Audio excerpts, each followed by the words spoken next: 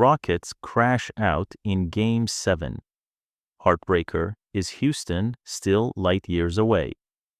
The lights were blinding, the stage colossal, and the moment too big again. In a decisive Game 7 on their home court, the Houston Rockets were given a golden opportunity to prove their transformation from cellar dwellers to true Western Conference contenders. Instead, they were handed a harsh reminder that the road to greatness still winds through the same old tormentors, the Golden State Warriors. The final score, 103-89, doesn't quite capture the sting. This wasn't just a loss, this was a reality check, a sobering curtain call for a young team that showed flashes of brilliance, only to unravel when it mattered most. Falling short again. After trading blows with Steph Curry and company for 6 grueling games, Ime Udoka's Rockets entered Game 7 with momentum, confidence, and a roaring home crowd behind them. They'd survived a Game 1 blowout, answered back with Jalen Green's 38-point explosion in Game 2, and then clawed through back-to-back heartbreakers and bounce-backs in San Francisco and Houston. Game 6 had been a war, won with grit, pace, and poise, but on Sunday night, under the brightest of postseason lights, all that progress crumbled. Alperen Şengün missed a string of shots in the paint. Jalen Green, their on-again, off-again star, was nearly invisible, finishing with another quiet performance. Houston's offense sputtered out of the gate, just 39 points in the first half, and failed to connect from distance, hitting only 5 three-pointers all night. In a league driven by pace and perimeter firepower, Houston brought a butter knife to a gunfight.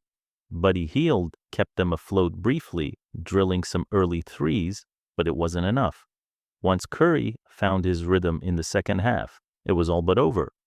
The two-time MVP dropped 19 after the break, slicing through defenders with his trademark mix of speed, flair, and surgical precision. Draymond Green orchestrated the Warriors' defense like a maestro, barking assignments, clogging passing lanes, and bullying the paint. When the final horn sounded, the scene was all too familiar. Golden State jogged off the floor, arms raised, Curry smiling, Draymond roaring. For Houston fans, it was déjà vu in the worst possible way. Another season undone by the very team they've been trying to surpass for nearly a decade.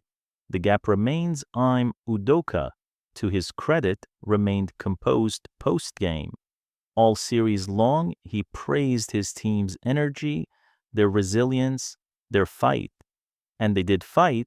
Pushing a dynasty to 7 games is no small feat, especially for a roster brimming with players barely old enough to rent a car.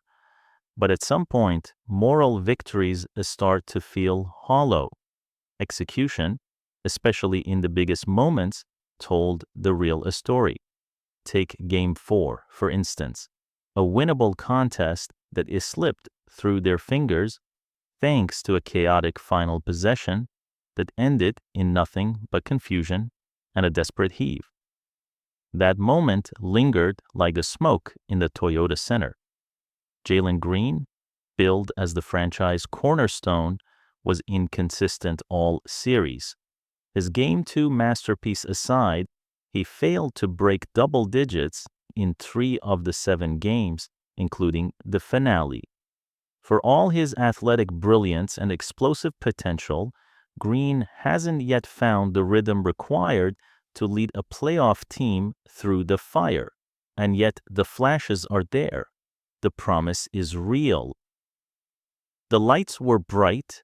After Game 1, Green offered a revealing quote, "The lights were bright, the crowd was here, the court looked huge, so I couldn't really get a chance to settle in. My legs were a little shaky." That's the cost of youth in the postseason. The playoffs are a different beast, slower, smarter, nastier. Rotations tighten, weaknesses get exploited, and only the most composed survive. Golden State is a team that has seen it all. Their chemistry is second nature. Their killer instinct is practically genetic. For Houston, this was the beginning of that learning curve. So, what's next? This wasn't a finals run derailed. No one outside of the locker room truly believed this team would be playing in June. But expectations are a fluid thing in the NBA, especially with an assertive coach like Udoka steering the ship and a front office flush with assets. General Manager Rafael Stone has options. The Rockets possess a war chest of future draft picks. Their core is young, hungry, and largely under team control. They could stay the course, betting on growth, continuity, and chemistry. That's the patient route, and perhaps the prudent one. But the NBA doesn't always reward patience. The Rockets were already linked to Kevin Durant last offseason. That interest may resurface, especially if Phoenix retools after another early exit.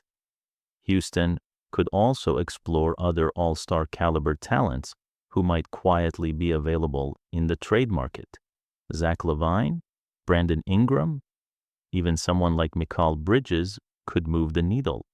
If this series had ended